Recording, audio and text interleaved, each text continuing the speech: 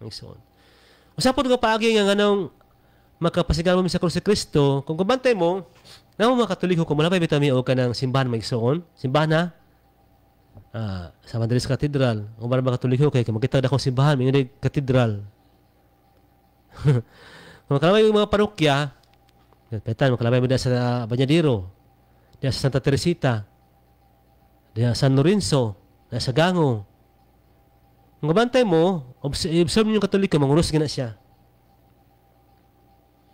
Kung raya mo motor, kung apikhan na kusara ka mo tayo gamiton, o ba, baho lang. Ano man? Agi na mo na pagtahod, mga igsoon, hamubo nga pag-ampo, kinasahid mo nga, diya sulod sa tabernakulo na dinha ang matuod, kalawas sa dugo ni Kristo.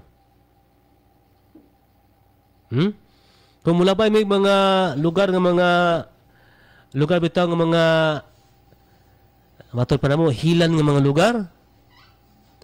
Ang sa bato sa uban, ikaw engineer, mula ba hilan ng lugar? Ubano, kami sa bato no, papap! Kay, para kuno, para kuno,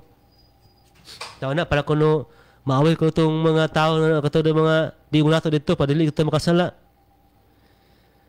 Mga iso ito ang teaching niya na, kung mula ba ka mga lugar ng mga diskrasyahanan, mag-ampo lang ka. Man, manguros. Ako na, manguros man ko. Or sa kung muna, ampo. Yeah? So, kung malamig mga lugar ng mga grasyahanan, saan yung mga lugar ng grasyahanan? Sama ng shrine sa kuta. Puno mo na grasya. Nanguros mi. Kung wala ba po may sementeryo, kaming Katoliko, manguros po mi. Balik ko na ko, hamubo nga pag-ampo, pagsangpit sa Santissima Trinidad, sa ngalan samahan o sa anak o sa Espiritu Santo. Di ba? O ang timaan sa krus, klaro kina sa bisan pa sa unang panahon, mo na siya simbolo sa Kristyanismo. Ha? Sa pagsalain ng kalibutan, hamay uban nga mga reliyon no, kaning Buddhism. Ang uban Hinduism. Ang Christianity, ang mutatake sa mga tao ni ana, kuan gyud. Krus gina siya mga igsoon. Kung adta sa Islam, ilahana kay half moon man sa Islam. Apan ito mga Kristyanismo, krus gina siya. Apan kining krus, BIBI, gibuli sa nag-ingon nga sila kung ito na Kristiyano, apan ang krus silang gisalikway. Yeah? So, muna nga, ang uban ha, may bulong ta.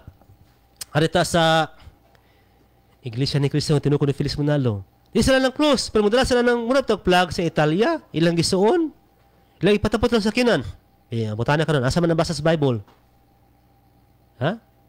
Di ta ka ba sa Bible na? Uban po kay kanibitang Jesus is Lord, nga naay corona nga golden na corona, wala nalaon nila. Mapila ipatapos sa sakinan.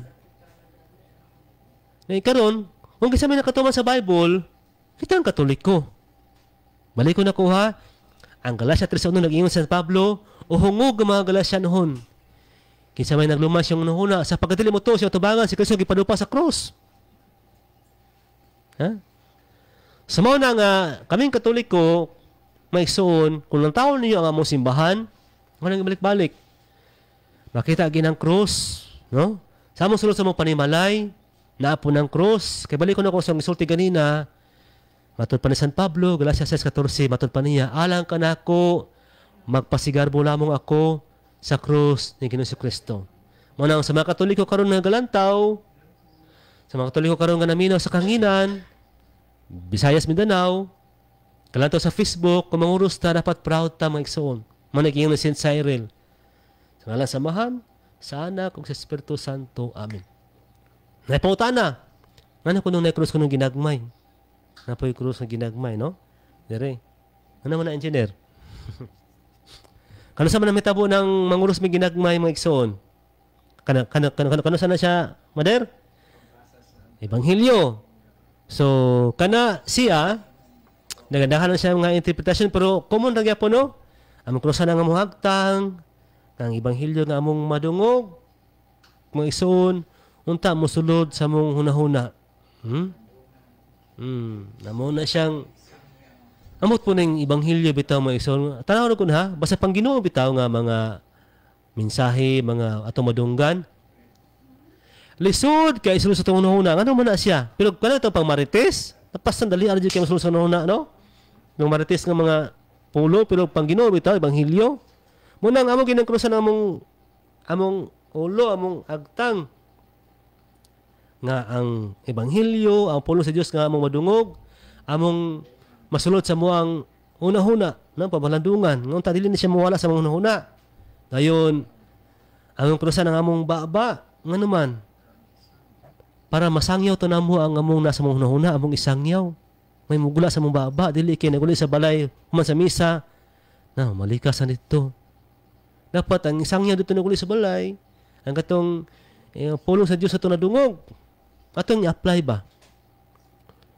Among krusan ang amuang diri, among dughan, o barba kay tiyan may krusan. Bantay ko na tiyan krusan, no? Dire na ha?